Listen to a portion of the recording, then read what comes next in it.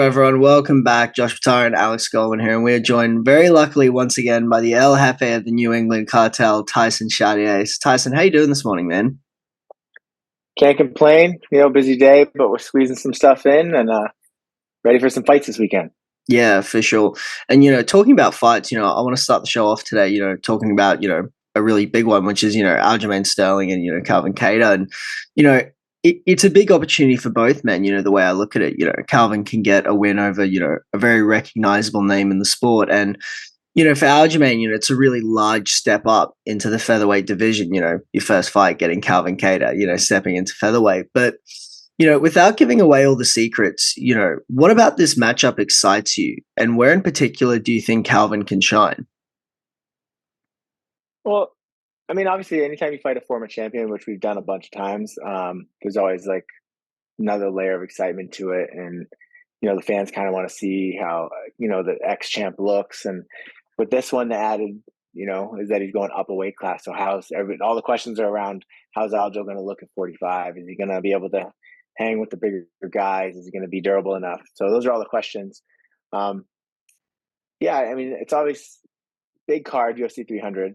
You can't get any bigger of a spotlight than that. And I think being on the prelims of UFC 300 is probably more eyes on that than a main event at the Apex. Mm. So I think there's extra mustard on this one. And then Calvin coming off a long layoff and an injury, and then Aljo coming off you know his a knockout and going up a weight class. I think there's a lot of like people looking at this one saying like, well, how's this going to work out? How's that going to work out? There's a lot of what ifs. So that makes this one exciting. 100%. Tyson, because of Aljo moving up and I guess him being the former champion that he is, I think that holds a certain prestige when moving up to the next weight class. You were a champion in your former division. Now moving up, it adds a lot of stakes, I believe. And I think for me, I kind of believe that with, if Kattar can put away Aljo, especially in pretty emphatic fashion, I think that kind of puts him back into title contention, at least title talks in my mind. I guess, is that something that you would assess and consider, right? Yeah, I think if you really look at Calvin, he obviously had the loss to Max, but then he came back with a really nice win against Giga, and that kind of puts back in the mix. And then the Arnold Allen thing happened. Josh Emmett, we had Josh Emmett, Mm, and I thought we won that fight. It was a yeah. weird scorecard, so we kind of got like backed out of a title, an interim title shot there. Had we won that fight, we're probably fighting for an interim title, and Mm. I think we match up well with Yair. So, we could have been the interim champion or at least fought for it. Um, but then obviously that decision didn't go our way. So then we turned around and fight Arnold Allen, and we didn't lose that fight. We just got hurt. Mm. So it's like I feel like Calvin's in the same place that he was going into the Allen fight, which is like, hey, listen, you beat one of these big names, you're in that title talk. Yeah. Obviously, the reality is he's technically lost two in a row. But I think if you come back and beat a big name like Aljo and put a stamp on it with a finish, I think you're at the very least, and realistically, you're probably like fighting a big name in a title eliminator. You're Mm. fighting like Mm. maybe the winner of Yair and Ortega. Maybe we get the Allen fight again. Maybe, if Movzar doesn't get the next fight, maybe we get him. So I think you're in a very big fight if you beat Aljo in dominating fashion. So yeah, I think all we can do is control what we do to Aljo, and then we'll see how the cards fall after that. What's up, guys? It's Josh here from the stands. And look, I know you're in the middle of a good little interview that we're currently doing, but I want to take a second of your time just to give a quick little shout out to today's sponsor, TrainAid. Obviously, they're big supporters of us, like we are of them. And today they're sponsoring this video. And look, I want to let you guys know about a little product they do. Their premium product, TrainAid Hydration. It's the best hydration formula on the market, guys. I'm not gonna lie to you. And look, if you don't believe me, ask guys like Israel Adesanya, Alexander Volkanovski, Leon Edwards. You ever heard of these guys? I mean, they're the top athletes in the world. And they're all taking TrainAid Hydration. It really is the number one formula in the world for hydration. And in the summer months here in Australia, I mean, it's something that I think everyone should be taking. And TrainAid have been very nice to give us a discount code, a very healthy discount code as well. I mean, it's a nice little discount code. If you use the code FTS15 at the checkout, they will give you 15% off. We'll leave a link to their website in this description of this video. And yeah, check them out, guys. Please support them because they are supporting us. Cheers. Yeah, definitely. And, it would be remiss of me not to ask, is there any news that you can talk about as to, Rob Font? What matchups would you like to see him take next? Right now he's just kind of in a rest phase. He had obviously a busy 2023 with 3 fights. 2 of them didn't go our way, but he's fighting the best guys in the world, know?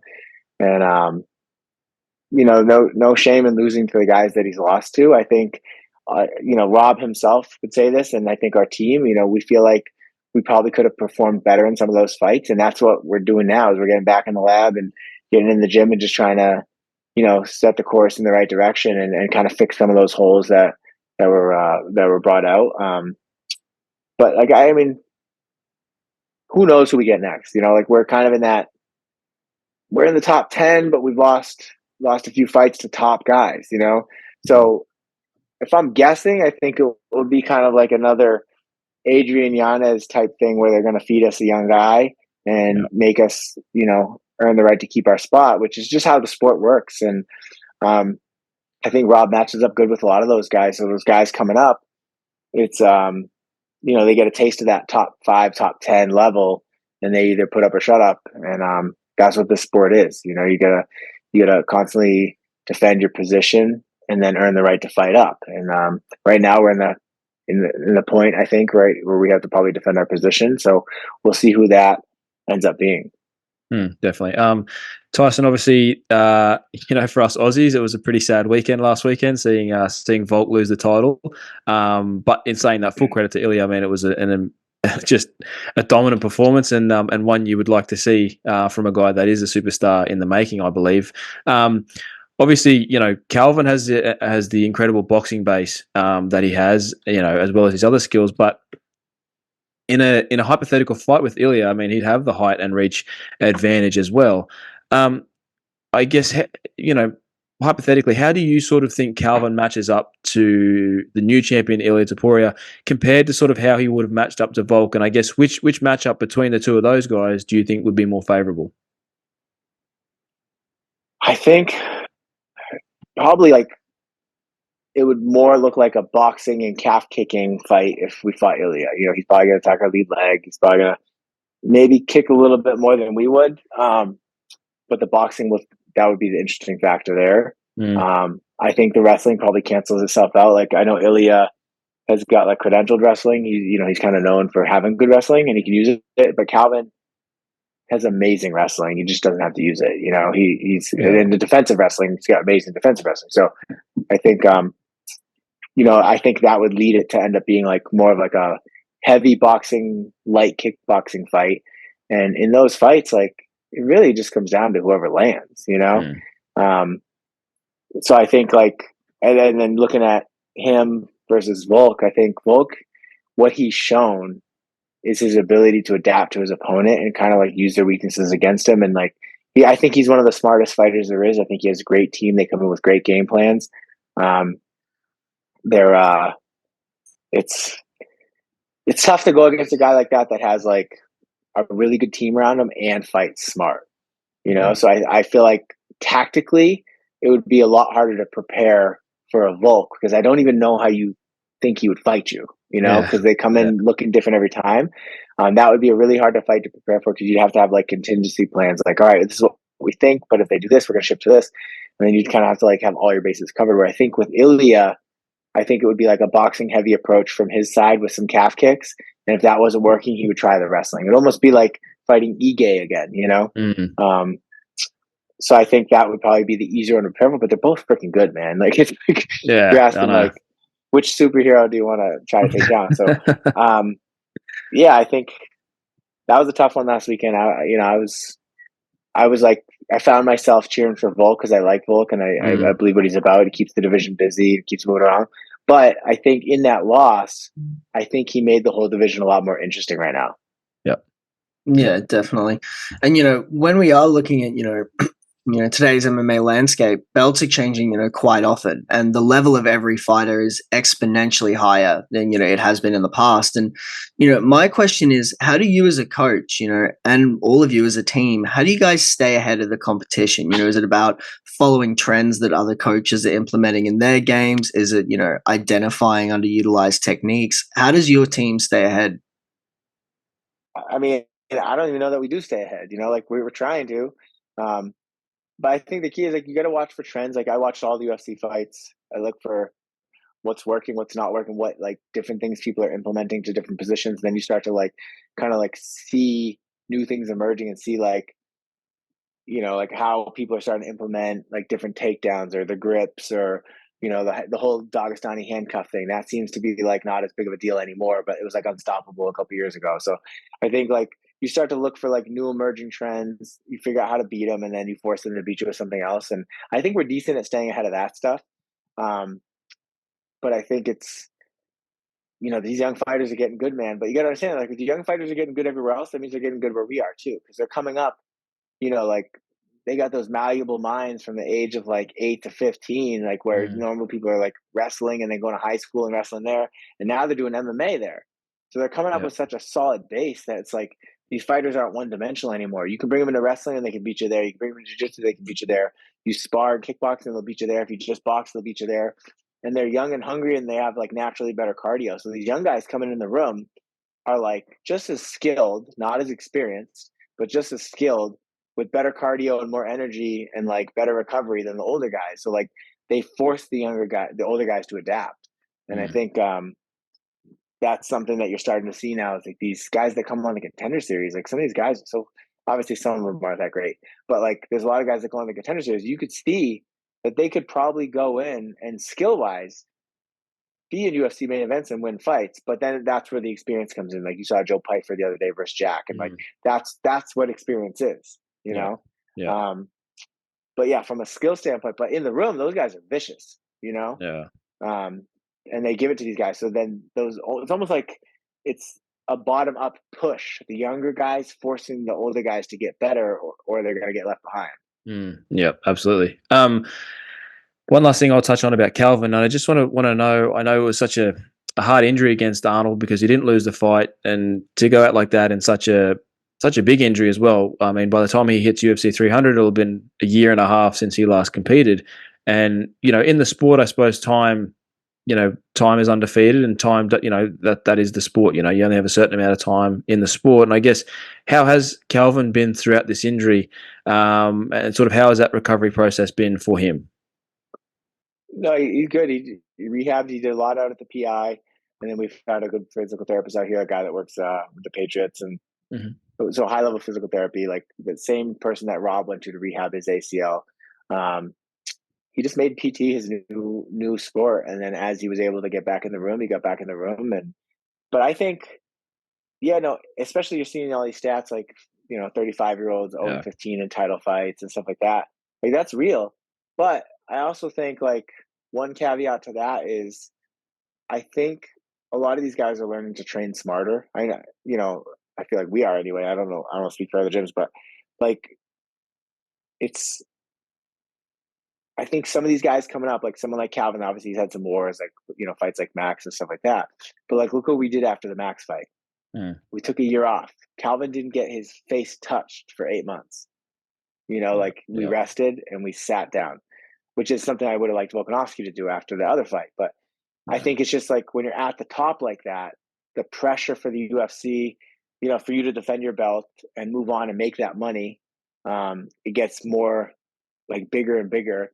And I think when you become a champion, that everybody around you is telling you you're the best in the world, especially if you're Alex, the number one fighter pound for pound in the world, probably beat Volkanovski the first time, and I thought he did. You think you can beat everybody, mega money to take these fights on short notice. You're getting the bag, you're getting all this stuff. And I think you start to believe like, all right, well, I can just beat anybody. I'll just go in there. But like the reality is like time always wins. But I think you can combat time with safe training and smart decisions. And I don't say that as a cocky thing because I've made some stupid decisions as a coach and as a manager. Like in hindsight, I wish I never would have taken the Cheeto fight, for Rob coming off the Aldo fight because he took some damage in that fight, and I wish I would have rested him longer. And it's just the opportunity came, another main event. We liked the matchup with Cheeto, and we went and got beat up again. So then that's when I arrested Rob for a whole year, and I think every team makes those mistakes, and they get those ones that like kind of got away. They got a little emotional in the moment and didn't make the best decision. And I'll always take that one. And I don't wear that one well because it still stings me thinking about it, because I don't take the fighter's health lightly. And I think I was the person in that position that was supposed to protect Rob from himself. And I definitely dropped the ball on that one, and that's something that like I'll forever regret. But nobody's perfect, and we got to learn from our mistakes. And all I can do is just acknowledge it and try to like not let it happen again with the next fighter. But yeah, I think a lot of these champions are kind of like pressured to hurry up and defend, and you can make that money as, oh, well, we could just roll the dice and we'll go make a couple mil here, and then we'll just get to the next one, And I think that's why you're starting to see like this trend of like, all these older guys losing, the wear and tear of like all those camps. And then that compounded with the fact that you're the champion, the UFC is going to pressure you to defend, maybe even if it's earlier than you want. And I don't say that from experience, but you've seen a bunch of interviews with guys being like, oh, I don't want to fight, but the UFC told me I had to fight this time. And so like, I think it all culminates in like people not resting long enough, people taking too much damage, because as you climb if you're a champion, you're fighting the best guy in the world every time. So you're going to take more damage. So like, I think it's tough. I think, it's the age, but I also think we got to make good decisions for the fighters to protect them from themselves. And I think that's a very, very hard to do with a champion, because, you see it just for the regular UFC fighter. Everybody around them is a yes man for the most part. All their friends, their family, they think their shit don't stink. You're kind of the celebrity in their life, so nobody's rocking the boat, nobody's pushing back on you. And then now compound that with becoming a champion. Like, who's going to tell Alex Volkanovski that he shouldn't do something? He's the number one pound for fighter. He's like the best fighter probably to ever walk the face of the planet, the smartest fighter, like most cerebral fighter. Like, he's beaten all these monsters, and then you're going to tell him he can't fight.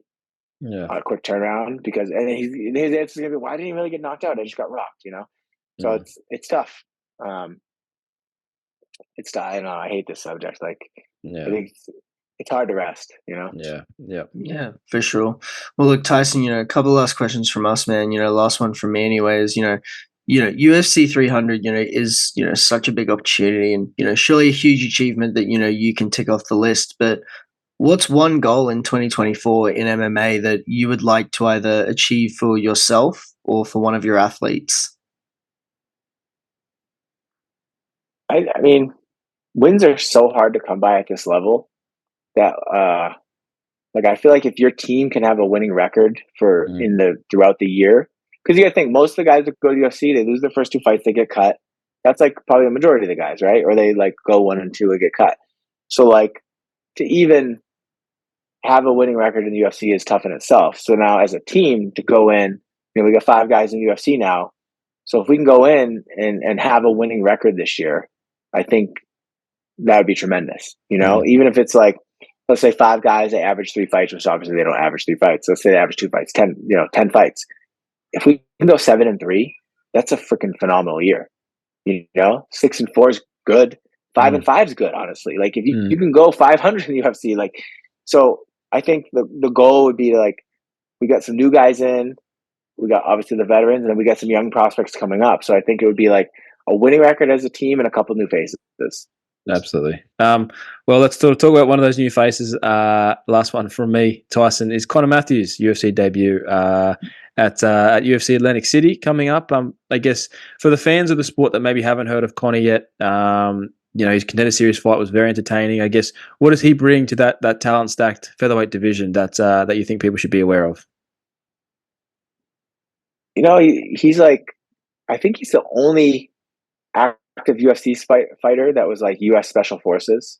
So he was a combat controller in the Air Force, which is like, I know he hates when I say this, but it's like their version of the Navy SEALs. Everybody knows who the Navy SEAls are. So to think of, they're like, he's basically a Navy SEAL with like worse marketing. So he's like, comes in with that, like, you saw his fight. He's fighting Like the guy was like 6'1", 6'2" at 145, 10-0 from Brazil, super scary looking. Kid was freaking really good. And Conor came in and just got in his face and just like he dogged it out. And I think that's what you're going to see is like Conor's been to some crazy places in his past life with the military. So fighting for him is like easy, and he's willing to just put his head down and go. And he's like the model student too, where he'll put his head down in class, wide eyes, wide ears, closed mouth, and just work hard. And then he'll ask questions about the things he doesn't understand. He's always in exciting fights. Even if he loses, he's going to come forward. He's going to get in your face. He's going to mix in some takedowns, and he's just going to be like high pace. Like he just did all the PI testing that the UFC does with like the cardio and the strength and all that. And I think he is by far, like on the VO2 max test and the endurance test, he was like by far the most conditioned 45er in the UFC.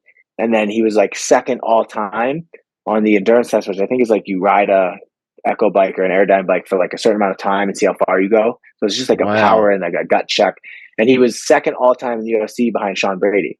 So like, this is the guy that, like, when you want to talk about mental toughness, like, this is the guy. Like, he's not going to quit in a fight. He's going to come forward. And then that type of attitude, obviously with his athleticism, and then he hits hard and he's got good grappling, it always makes for exciting fights. He's going to be the dog. Even if he loses, he's going to be in a freaking dog fight. And if you beat him, you're going to have to, like, finish him, because he's just going to keep coming.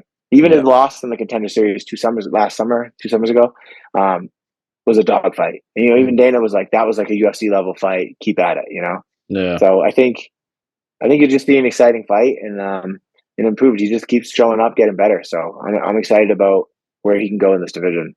Absolutely, Tyson. It's been an honor and a privilege to talk to you again, man. Wish you all the best with the upcoming fights. Obviously, Conor fighting at UFC Atlantic City and Aljo fighting at UFC 300, and for the remainder of this year, man. I'm sure we'll talk to you before then anyway. But want to wish you guys obviously the best of luck this year, and we really want to see you guys get that winning record. I know it means a lot. So we do hope you guys can secure that, man, and we'd love to chat to you again in a few months' time. Appreciate it, boys. Thank you so much. Thanks, Tyson. Appreciate it, man. Thank you.